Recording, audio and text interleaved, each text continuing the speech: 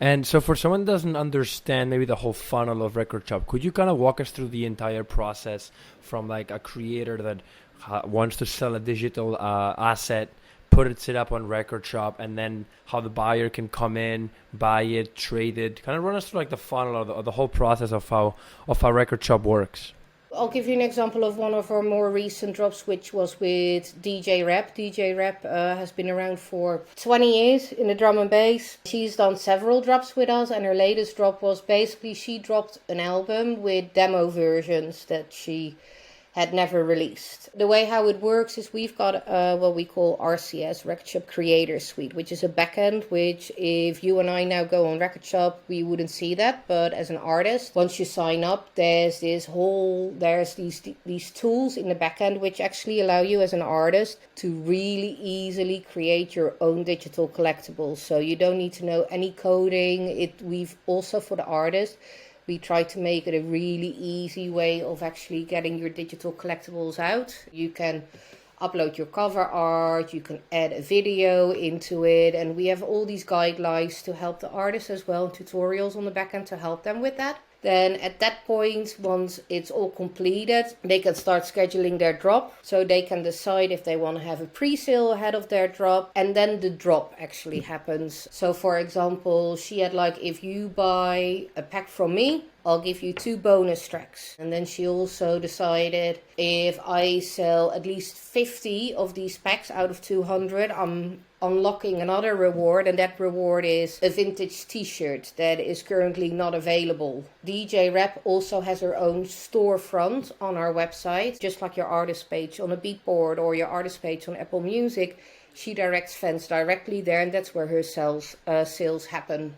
So once she does that, we take the money and we split that money with her, so she gets the majority of the income over those sales. 25% goes to us. It's just for creating all the software and the tools that help an artist to sell their collectibles on our platform. And then we also have something what we call the marketplace. You go on the marketplace and hey, I've put my collectible, I have that collectible that you're after, I put it actually on our marketplace. So you decide, okay, I'm going to buy that collectible. So you actually make a bid to me and you say, Paula, I see you're selling this for $10. I'll take it from you. You buy that collectible of me, and what happens then is it is now transferred into your collection. Over that transaction, and this is really interesting as well, DJ Rap also gets a cut. So let's say in 10 years time, you would sell that DJ Rap collectible to somebody else. DJ Rap again gets a cut over that sale as well. So over those secondary sales, it's what we call a secondary sale, an artist will make a long-term revenue as well. And that's very, very different from any other platform at the moment. Let's take the first ever CD of David Guetta, where they only made 1,000. For that real collector right now to get that, if they go to Discogs, I don't know what they would spend on it, but let's say it would be 5,000 euros. Over that 5,000 euros, David Guetta doesn't get a penny, because on the initial 1,000 CDs that were printed back then, he got his advance or he got his money from the record label that he was with.